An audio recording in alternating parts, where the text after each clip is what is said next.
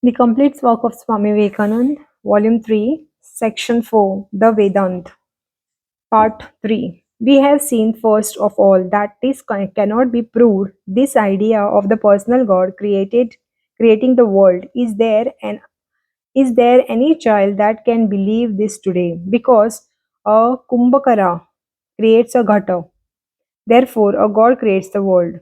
If this is so, then your Kumbhakara is God also. And if anyone tells you that he acts without hidden hand, you may take him to a lunatic asylum. Has ever your personal God and the creator of the world to whom you cry all your life help you is the next challenge from the modern science. They will prove that any help you have had could not could have been got by your own exertions, and better still, you need not have spent your energy in that crying. You could have been done it better without that weeping and crying. And we have seen that along with this idea of the personal God comes tyranny and the priestcraft. Tyranny and priestcraft have prevailed everywhere this idea existed. Tyranny and priestcraft have prevailed everywhere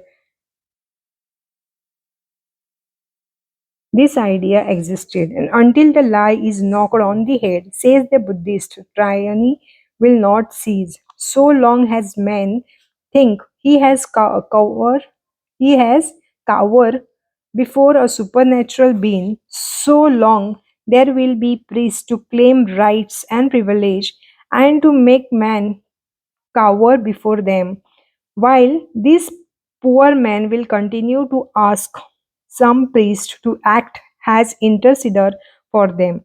You may do away, you may do away with the Brahmin, but mark me, those who do not do so will put themselves in his place and will be worst, because the Brahmin has a certain amount of generosity in him. But these upstarts are always the worst of tyrannies. If a beggar gets wealth, he thinks the whole world is a bit of straw. So this priest there must be. So long as this personal God idea persists, and it will be impossible to think of any great morality in society. Priestcraft and tyranny go hand in hand. By why was it invented? Because some strong men in old times got people into their hands and said, "You must obey us, or we will destroy you." That was a long and short of it. It is the idea of the thunderer who kills everyone who does not obey him. Next, the Buddhists say, "You have been perfectly rational up to this point, that everything is the result of the law of karma. You believe in an infinity of soul, and that soul are without birth and death. And this infinite soul and the belief in the law of karma are perfectly logical, no doubt. That cannot be a cause without an effect. The present must have had its cause in the past and will have its effect in the future. The Hindu says the karma is jada, inert, and not chaitanya, spirit. Therefore, some chaitanya is necessary to bring this cause to fruition. It is so that chaitanya is necessary to bring the plant of to fruition. If the plant the seed, if I plant the seed and add water, no chaitanya is necessary. You may say that was some original chaitanya there, but the souls themselves were the chaitanya. Nothing else is necessary. If human soul have it too, what necessity is there for God? Has says the Jain, who unlike the Buddhist believe in soul and do not believe in God. Where are you logical? Where are you moral? And when you criticize Advaitism and fear that it will make for immorality, just read a little of what has been done in India by dualistic sect.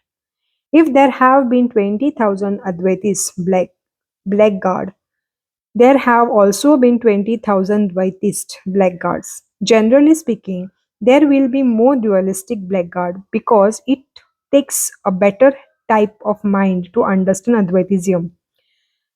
And Advaitists can scarcely be frightened into anything.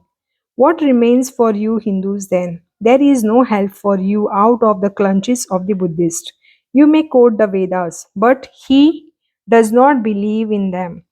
He will say, My Tripita- Tripitakas, my Tripitakas say otherwise, and they are without beginning or end, not even written by Buddha. For Buddha says he is only reciting them. They are eternal, and he adds, Yours are wrong. Ours are the true Vedas. Yours are manufactured by the Brahmin priest. Therefore, which, out of with them, how do you escape? Here is the way to get out. Take up the first objective, the metaphysical one. That substance and qualities are different. Say the Advaitist, they are not. There is no difference between the substance and qualities. You know the old illustration how the rope is taken for a snake, and when you see the snake, you do not see the rope at all. The rope has vanished. Dividing the things into substance and quality is the metaphysical thing in the brain of the philosopher, for never can they be in effect outside. You see the qualities if you are an ordinary man, and substance if you are the great yogi. But you never see both at the same time. So Buddhist, your quarrel about substance and qualities have been has been but a miscalculation which does not stand on fact. But if substance is unqualified, there can only be one. If you take qualities off from the soul and show that these qualities are in the mind really super impossible of on the soul, then there can never be two souls, for it is qualification that makes the difference between one soul and another. How do you know that one soul is different from the other? Owing to certain differentiation marks certain qualities, and where qualities do not exist, how can there be differentiation? Therefore, there are not two souls, is one, and your Paramatma is unnecessary. It is this very soul. The one is called as Paramatma, that is very one is called as Jivatma, and so on. And you dualistic, such as the Sankyas and others, who say that the soul is Vibhu, omnipresent, how can you make two infinites? There can be only one. What else? This one is the one infinite Atman. Everything else is its manifestation. This Buddhist stops, but there is does not idea, but there is does not idea. The Advaiti's position is not the Advaiti's position is not merely a weak one of criticism. The Advaitis criticizes others when they come in too near him. When they come too near him. The Advaitis criticizes others when they come too near him and just throw them away. That is all. But he propounds his own position. He is the only one that criticizes and does not stop with criticism and showing books. Here you are. You say the universe is a thing of a continuous motion.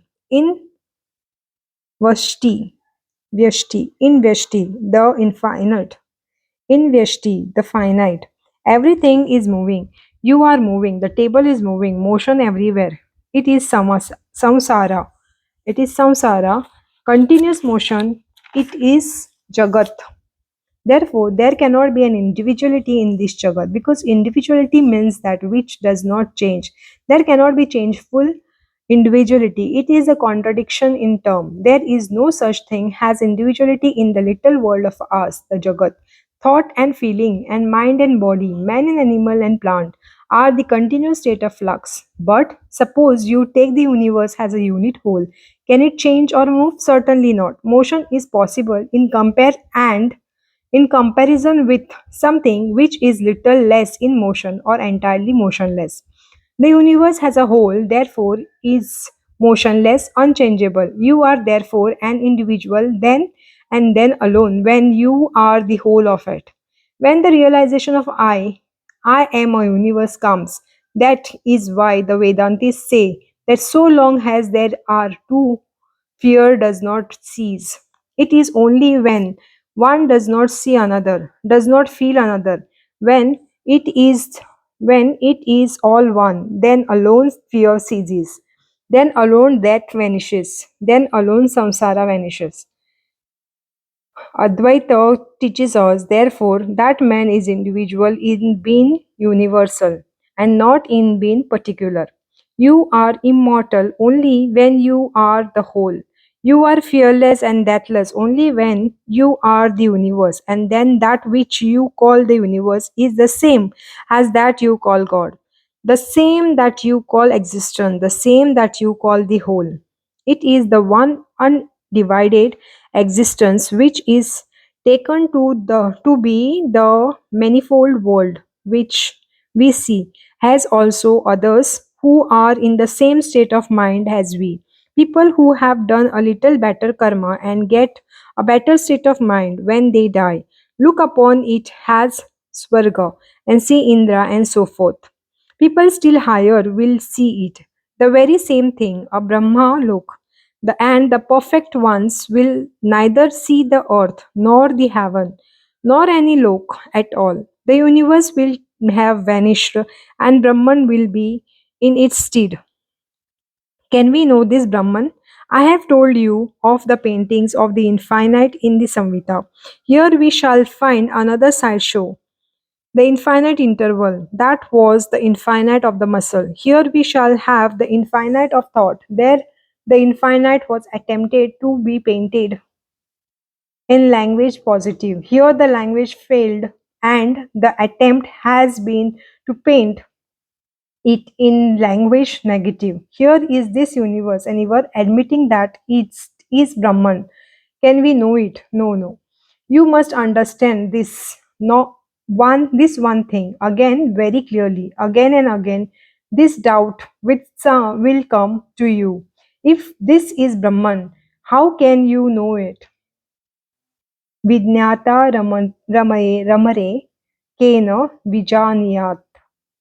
Vidnyata ramare kena vijaniyat. By what can the knower be known? How can the knower be known? The eyes see everything. Can they see themselves? They cannot. The very fact of knowledge is a degradation. Children of the Aryans, the Western temptations that comes to you have their metaphysical, they are metaphysical based on that one thing. There is nothing higher than sense knowledge. In the East, we say in our Vedas that this knowledge is lower than the thing itself because it is always a limitation. When you want to know a thing, it immediately becomes limited by your mind. They say refer back to that instant of the oyster making a pearl and see how knowledge is limitations, gathering a little a thing, bringing it into consciousness and not knowing it as a whole. This is true about all knowledge, and can it be less so about the infinite? Can you thus limit him to the substance of all knowledge, him who is the sakshi, the witness, without whom you cannot have any knowledge, him who has no qualities, who is witness of the whole universe, the witness in our own souls? How can you know him? By what means can you bind him up? Everything, the whole universe, is such a false attempt. This infinite Atman is, as it were, trying to see his own face and all, from the lowest animals to the highest of gods. They and highest of gods are like so many mirrors to reflect himself in, and he is taking up still others. finding them insufficient until in the human body he comes to know that it is infinite.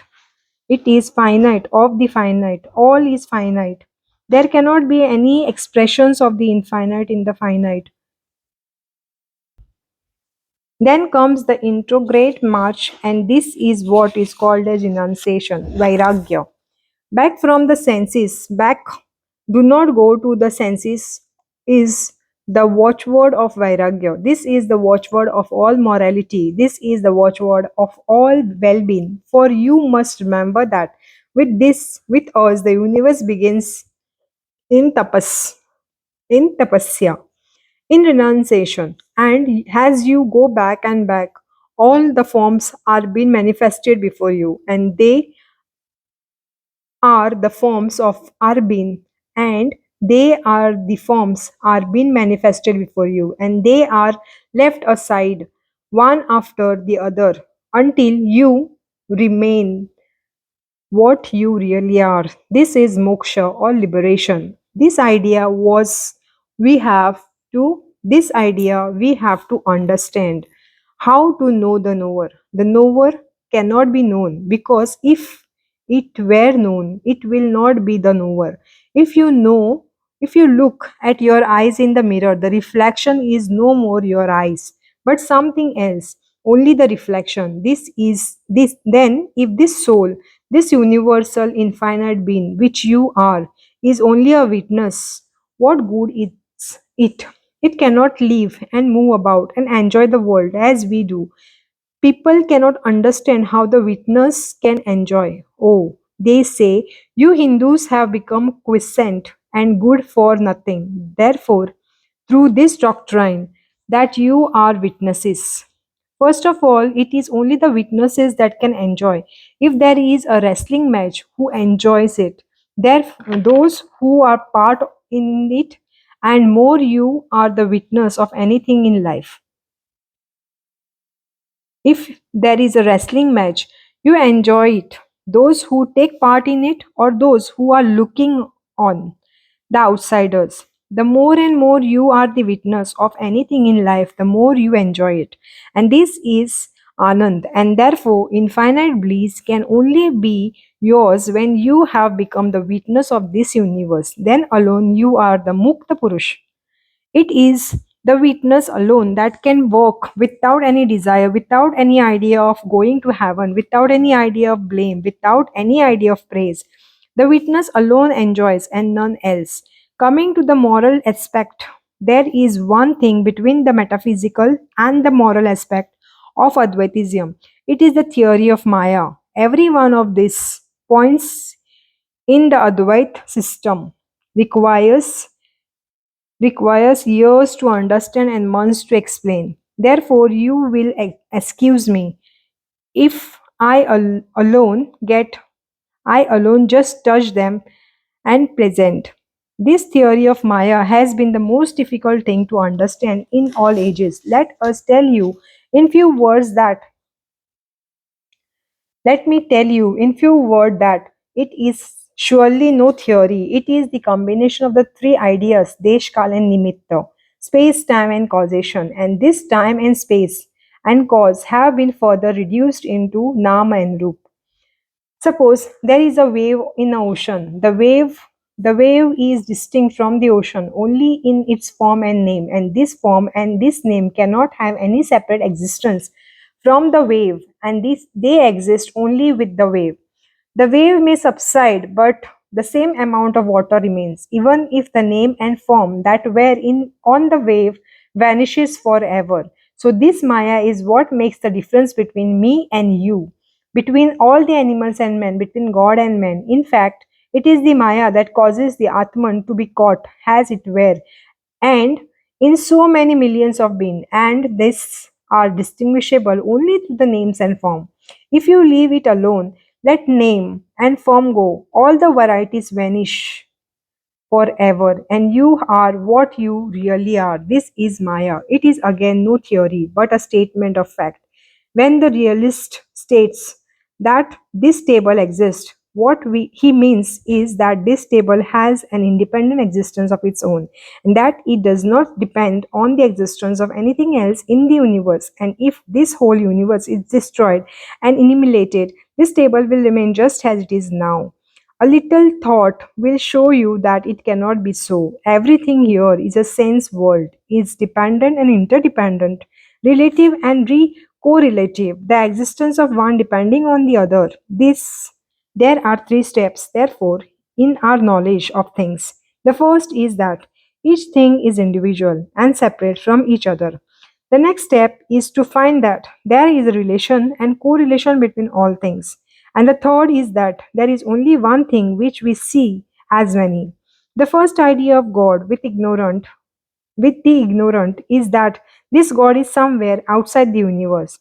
That is so, that is to say, the conception of God is extremely human. He does not just want a man does, only on the bigger and higher scale. And we have seen how that idea of God is proved in a few words.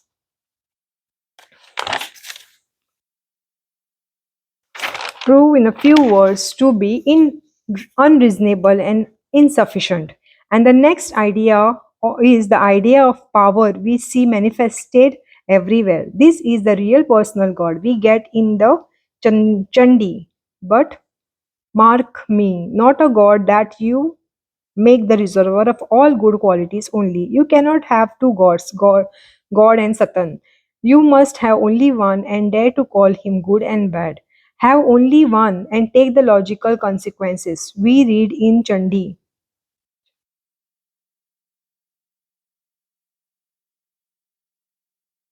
We read in Chandi, Chandi or Chandi. The we salute die, O Divine Mother, who Chandi, who we salute die, O Divine Mother, who lives in every being has peace. We salute die, O Divine Mother, who lives in all beings has purity. At the same time, we must take the whole consequence of calling him the all form. All this is bliss, O Gargi. Wherever there is bliss, there is a portion of the divine. You may use it how you like. In this light before me, you may give a poor man 100 rupees, and another man may forge your name. But the light will be same for both. This is the second stage, and the third is that God is neither outside nature nor inside nature, but God and nature and the soul and universe are all convertible things. You never see two things. It is your metaphysical words that have deluded you. You assume that you are a body and have a soul and that you are both together. How can that be? Try in your own mind. If there is a yogi among you, he knows himself as Chaitanya. For him, the body has vanished. An ordinary man thinks of himself as a body. The idea of spirit has vanished from him. But because the metaphysical ideas exist that a man has a body and a soul and all these things, you think they are all simultaneously there, one thing at a time. Do not talk of God when you see matter. You see the effect, and the effect alone. The cause you cannot see. And the moment you can see the cause, the effect will have vanished. Where is the world then? And who has taken it off? One that is present always is conscious, the bliss absolute, beyond all bounds, beyond all compare, beyond all qualities, ever free, limitless as sky, without part, absolute, the perfect, such a Brahman. O sage, O learned one, shines in the heart of Jnani in Samadhi, where all the changes of nature cease forever, who is thought beyond all thoughts, who is equal to all at having no equal, immeasurable, whom the Vedas declare, who is the essence in what we call our existence, the perfect, such a Brahman, O sage, O learned one, shines in the heart of the Jnani in Samadhi. Beyond all births and deaths, an infinite one, incomparable, like the whole universe diluted in water, in Mahapralaya. water above, water beneath, water all sides, and on the face of that water, not a wave, not a ripple, silent and calm. All vision have died out, all fights and quarrels and the wars of fools and saints have ceased forever. Such a Brahman, old sage, old learned one, shines in the heart of Jnani in Samadhi. That also comes. And when that comes, the world has vanished. We have seen that then that this Brahman, this reality is unknown, unknowable, not in the sense of agonism, but because to know him would be the blasphemy, because you are he already. We have also seen that this Brahman is not this table, at is that table. Take off the name and form, and whatever is the reality is He. He is the reality in everything. Thou art the woman, thou art the man, thou art the boy, the girl has well, thou the old man, supporting thyself on the stick. Thou art all in the universe. That is the theme of Advaitism. A few words more. Herein lies we find the explanation of essence of things. We have seen how here alone we can take a firm stand against all the onrush of logic and scientific knowledge. Here at last reasons has a firm foundation, and at the same time the Indian Vedantist does not curse the preceding steps. He looks back and he blesses them, and he knows that they were true, only wrongly perceived and wrongly stated. They were the same truth, they alone only seem through the glasses of Maya, distorted in Distorted it may be, yet true, and nothing but true. The same God whom the ignorant man saw outside the nature, the same whom the little knowing man saw as an interpenetrating the universe, and same whom the sages realize has his own self, has the whole universe itself. All are one and the same being, the same entity, seen from the different standpoints, seen through different glasses of Maya, perceived by different minds, and all the differences are caused by that. Not only so, but one view must lead to the other. What is the difference between science and common knowledge? Go out into the street or in the dark, and if something unusual is happening there, ask one of the passerby, what is the cause of it? Is it the 10 to 1 that he will tell you it is a ghost again causing the phenomenon? He is always going after the ghost and spirit outside because it is the nature of ignorance to seek for the causes outside of the effect. If a stone falls, it has been thrown by a devil or a ghost, says the ignorant man, but the scientific man says it is the law of nature, the law of gravitation. What is the fight between the science and religion everywhere? Religion is encumbered with such a mass of explanation which comes from outside. One angel is in charge of the sun, another of moon, and so on ad infinitum. Every change, every change is caused by a spirit. The common point of our agreement being that they are all outside the things. Science means that the cause of the thing is sought out by the nature of the thing itself. As step by step science is progressing, it has taken the explanation of natural phenomena out of the hands of the spirit and angels. Because Advaitism has done likewise in the spiritual matter, it is the most scientific religion. This universe has not been created by the external cosmic God, nor is it the work of any outside genius. It is a self-creating, self-dissolving, and self-manifesting, one infinite existence, the Brahman, Tattvamasi Shweta Keto, that thou art, Shweta Keto. Thus, you see that this and this alone and none else can be the only scientific reason, and with all the prattle about science that is going on daily at the personal, at the present time in the modern, half educated India, we all With all the talk about rationalism and reason that I hear every day, I expect the whole sect of you will come over and dare to be Advaitist and dare to preach it to the world in the words of Buddha. For the good of men, for the happiness of many. If you do not, I take you for coward. If you cause, if you cause, if you cannot get over your cowardice, if you are fear, if your fear is your excuse, allow the same liberty to others. Do not try to break up the poor idol worshipper. Do not call him a devil. Do not go about preaching to every man that do not agree entirely with you. Know first that you are the cowards yourself, and if society frightens you, if your own superstitions of the past frighten you so much, how much more will this superstition frighten and blind down those who are ignorant? That is the Advait position. How mercy on others. How would to God that the whole world were Advaitist tomorrow, not only in theory but in realization. If that cannot be, let us do the next best thing. Let us take the ignorance by the hand and lead them always step by step, just as they can do, and how that every step in all religion grows in India has been progressive. It is not from the bad to good, but from good to better. Some things more has to be told about the moral relation.